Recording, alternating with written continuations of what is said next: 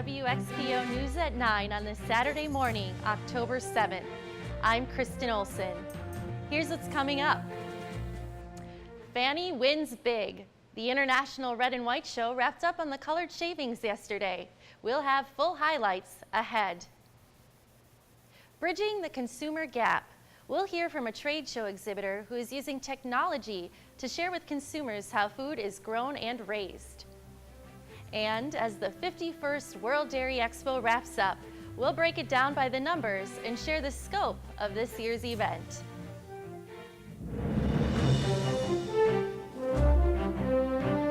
Broadcasting live from the studios of World Dairy Expo in Madison, Wisconsin, USA.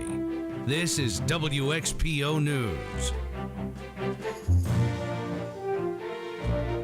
But first, Meadow Green Abso Fanny Red is taking home the $1,000 Utter Comfort Grand Champion Award after being tapped as the Grand Champion female of the International Red and White Show yesterday on the colored shavings.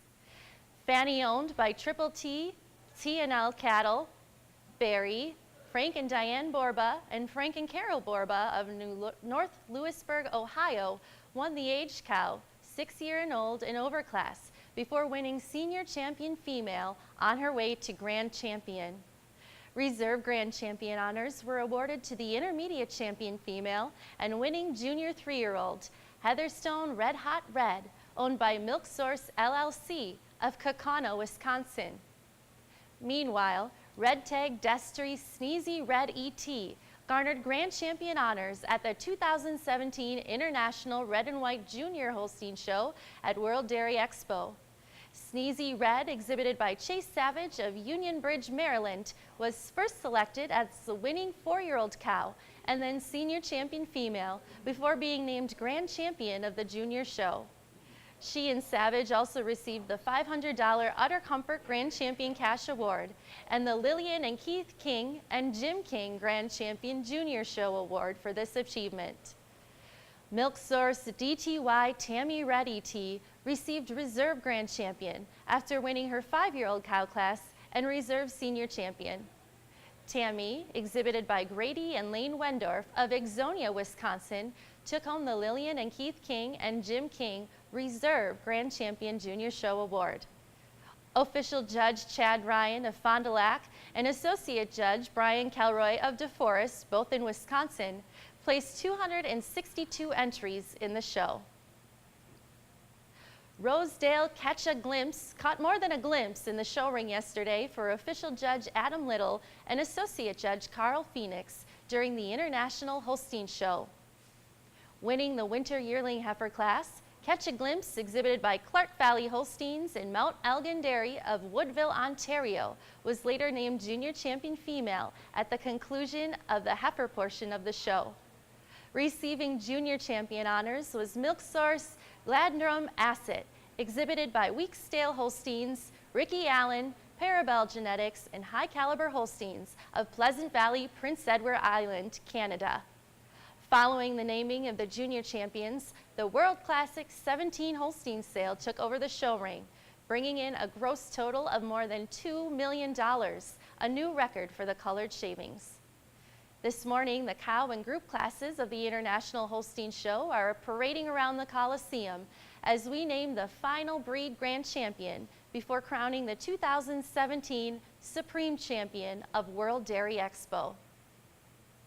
Coming up on WXPO News, we'll learn how a German exhibitor is using Expo as a platform to promote another global event.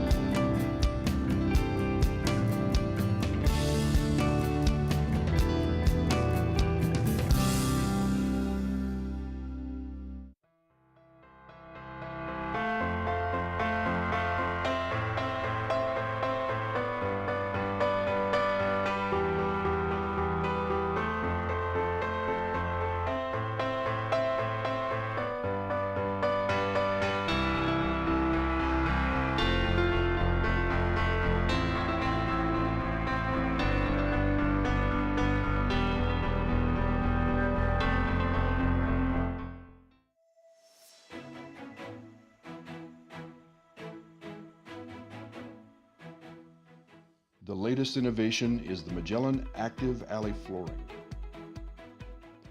The Magellan rubber flooring is an innovative solution for drainage and removal of the liquids in the alleys. The future lies in understanding animal needs. Innovation is dedicated to solutions and to the profitability of cattle rearing. The future of dairy health is here with a new portfolio that's more comprehensive than ever. Proven products like Bovacalc, Polymast, Today, Zactran, and Epronex. Stop by Beringer Ingelheim, booths 2806 to 2809 to get your free Epronex beanie while supplies last. And don't forget to enter for your chance to win a pellet grill from Yoder Smokers. Welcome back. At the place where the global dairy industry meets, thousands of international guests from around the world come to Expo to exchange ideas and network, including more than 28 countries represented in the world-renowned World Dairy Expo trade show. Joining me right now is one of those exhibitors, Dieter Merbach with ROTARY. Dieter, thanks for joining us this morning. Thanks for inviting me to this interview. So if you could, before we talk a little bit more about ROTARY, share a little bit with our viewers your background with World Dairy Expo, including how long you've been attending. My company sent me about 8 years ago, first time, and we attend every other year to promote our show and to network and to meet people from all around the world here at this wonderful place. And why do you come to World Dairy Expo to promote your event? Well, World Dairy Expo is the international show. It is the marketplace and is the meeting place for professional dairy producers from all over the world. And this is the reason why we are coming here. And your booth is located in the Coliseum. Can you share a little bit about what you're visiting with when people come through to speak with you at your booth? People from all over the world are coming and showing up and asking us about our show, about ROTARY, about the location, and what it's all about. We also meet customers that are there already exhibiting, but also people from abroad, dairy farmers, practical farmers, who have been attending and telling us, okay, we will see you next year in Hanover, Germany. And we talk about the different countries represented here in Madison, Wisconsin for World Dairy Expo. What are the countries that you're seeing come to your booth to talk about ROTARY? Various countries from all continents, South America, North America, Canada, New Zealand, Oceania is showing up, as well as people from Asia. So it's very interesting and very exciting to meet these people here. Let's switch gears a little bit. You're from Germany. Share with us a little bit what Germany's dairy industry looks like right now. It's in a change now, as we have abolished the quota system in 2015. So people are no more, dairy farmers are no more obliged to pay money for producing. This has led to a change in the market. So we had a very poor market situation 1.5 years ago. It's increasing and it's improving now at the moment, but we have a loss of dairy farmers, of dairy entrepreneurs of about 6% in the last year, which is more than double than average. And of course, there's a wide diversity of dairy farms in Germany, just like there is here in the United States. But what does the average dairy farm look like in Germany and in Western Europe? The average dairy farm in Germany is just like me, 5'10", but average 10, average doesn't say anything about the situation, about the individual situation. So we have very big farms with an average of 250 head in East Germany. If you go to Bavaria, where the most cows in Germany are living, we have only 25 average. Wow, wow. And as you've spent time here at World Dairy Expo, what are some of the trending themes that you're hearing as you visit with producers and attendees? Cow comfort is still a main topic. We talk a lot about the situation and how to optimize the transition period of a cow in terms of production. I think the challenges mainly are similar to Europe in terms of animal welfare. So good cows, top cows need top surroundings, a top environment to do what they have to do to produce milk. And finally, Dieter, before we let you go, what's one key message that you hope attendees take away when visiting Eurotiri at World Dairy Expo? Networking is very important. Meeting other people, exchange ideas, and looking forward, and have a strategy in your enterprise. Well, wonderful. Thank you so much again for being here, and we hope you have a great Saturday here at World Dairy Expo. Thank you very much. Yes, safe travels home. Well, when we come back, David Jones will break down your daily markets.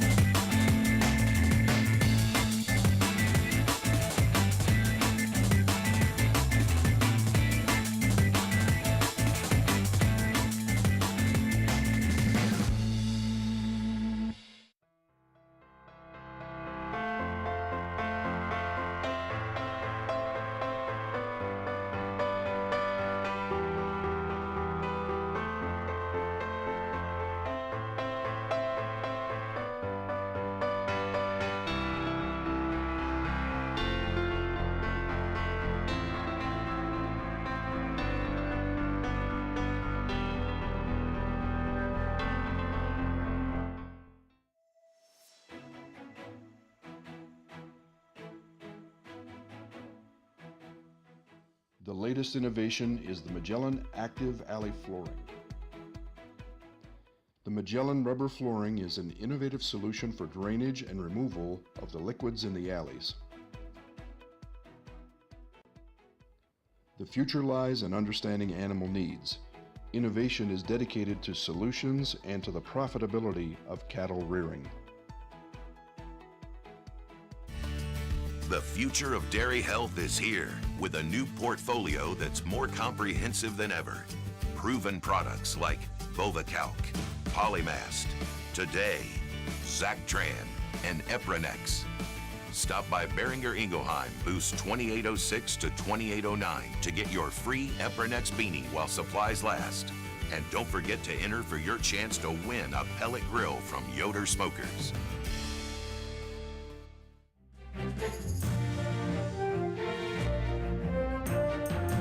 Well, welcome back. You're taking a live look at behind the scenes. This is what goes on to make World Dairy Expo's Expo TV happen, from the show ring to our news set here this morning. Well, it's time for this morning's market report coming from David Jones of Jones Farm Dairy in Stevenson, California. David, over to you. Thank you, Kristen. The demand for butter in the domestic market continues to be moderate to strong, while internationally, competitive prices have kept export interest fairly steady. The market is a little uncertain despite gaining a few cents this week. Butter prices have still slipped, but there are expectations of an increase in the near future. Friday's CME Group cash trading saw butter close at $2.34, up 2.5 cents from last Friday. The weekly average was $2.33 9/10. Right now, the cheese market, pizza-style cheese, cheese curds, and Swiss are moving well for producers across the country. Export demand for Western cheesemakers in particular has also increased. The conversation with cheese price continues to be that inventories are high. However, we also have to keep in mind that the market is consuming more aged cheeses, which slightly contributes to those high inventories. At CME Group trading Friday, barrels closed at $1.74.5, up 5.25 cents from last Friday. Blocks closed at $1.76 per pound. Non-fat dry milk closed at 82.5 cents. The average this week was 82 7/10. Overall, the market had a good week, which coincides well with the World Dairy Expo. That's it for the market report. Back to you, Kristen. Thank you, David. As more people become removed from the farm, World Dairy Expo exhibitors are doing their part to help bridge technology and agriculture for consumers. With me to share more is Nancy Kavazanjian, representing the U.S. Farmers and Ranchers Alliance. Nancy, welcome to the show this morning. Thanks a lot, Kristen. So Nancy, share with us a little bit about USFRA's experience with World Dairy Expo and the kinds of things that you're doing here in 2017. Well, you know, we don't go to a lot of farm shows, so obviously World Dairy Expo is very important to us. We're here to show other farmers what we are doing to connect the consumer who doesn't know a lot about the farm to the farmer, and to keep the voice of the farmer and rancher in the important conversations that are happening around the world about food that sometimes we're excluded from. And share a bit about what you're doing here at the show as you're seeing visitors from all walks of life, all backgrounds, come to Madison. You bet. We're talking about two things. One is our smart farms, and the other is sustainability.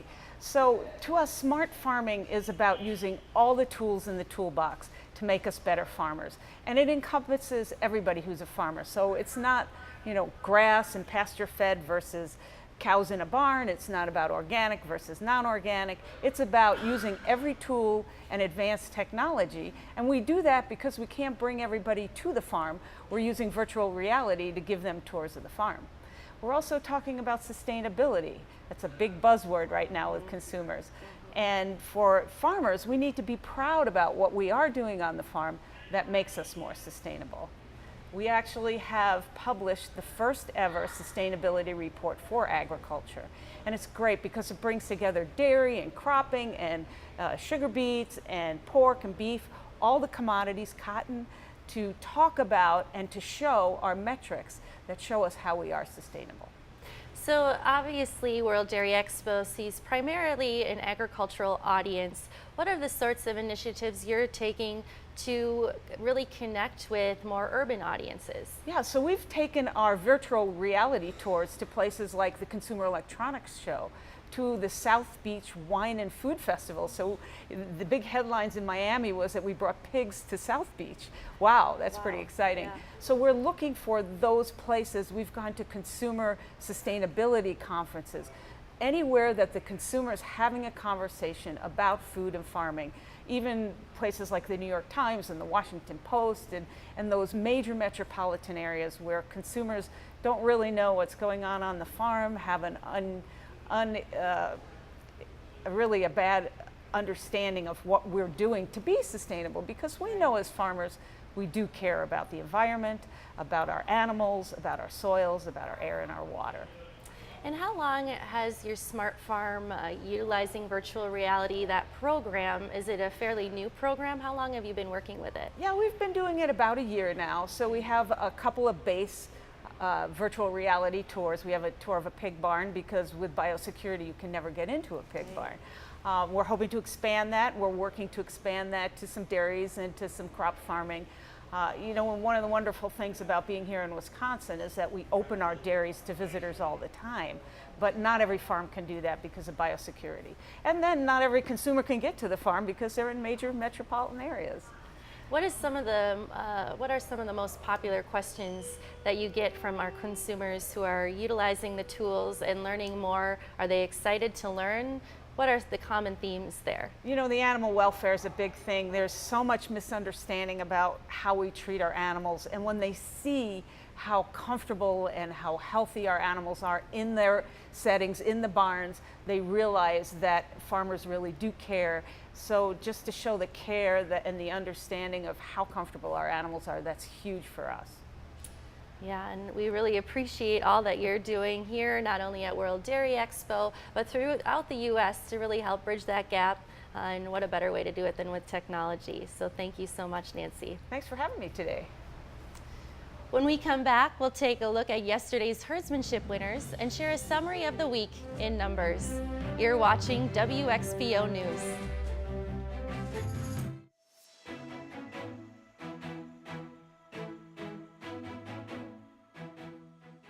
The latest innovation is the Magellan Active Alley Flooring. The Magellan rubber flooring is an innovative solution for drainage and removal of the liquids in the alleys. The future lies in understanding animal needs. Innovation is dedicated to solutions and to the profitability of cattle rearing. The future of dairy health is here with a new portfolio that's more comprehensive than ever. Proven products like Bovacalc, Polymast, Today, Zactran, and Epronex. Stop by Beringer Ingelheim, booths 2806 to 2809 to get your free Epronex beanie while supplies last. And don't forget to enter for your chance to win a pellet grill from Yoder Smokers.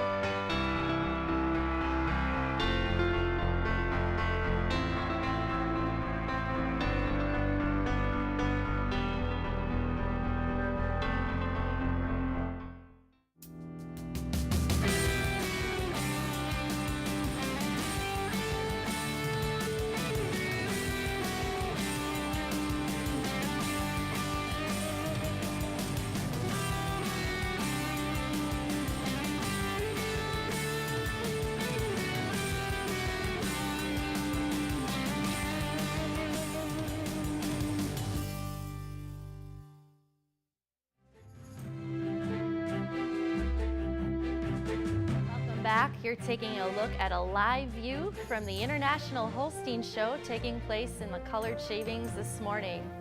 Best of luck to all of our exhibitors. Well, yesterday's Herdsmanship Award went to Dirk Thompson and crew from Champaign, Illinois. They can be found in the far west end of the tent, second aisle in from the south.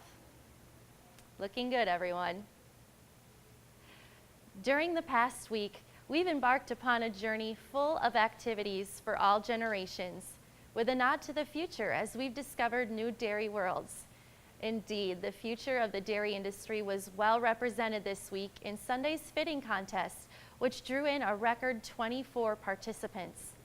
On Monday, 225 4-H, post-secondary and collegiate dairy judges from 24 states and one province in Canada made their way to Madison to judge on the aqua shavings, while 424 showmen, another record, competed Thursday evening in youth showmanship. World Dairy Expo also welcomed 27 schools and 1,546 fourth grade students to help share the dairy story with students and teachers alike. The future was represented in Expo's world-renowned trade show too, where attendees had the privilege of connecting with a record 884 participating companies from 28 countries. These companies offered a chance for attendees to navigate around the world and see the latest technologies and advancements available in the global dairy industry. In those 28 countries, there were 7 Canadian provinces and 42 U.S. states represented. And speaking of the global dairy industry, we once again welcomed friends from around the world with 2,555 registered guests from 94 different countries taking part in the 2017 show, just as of this morning. This week, 2,348 of the finest dairy cattle in the world have anchored down in Madison. They've been admired in the pavilions and judged with care in the show ring.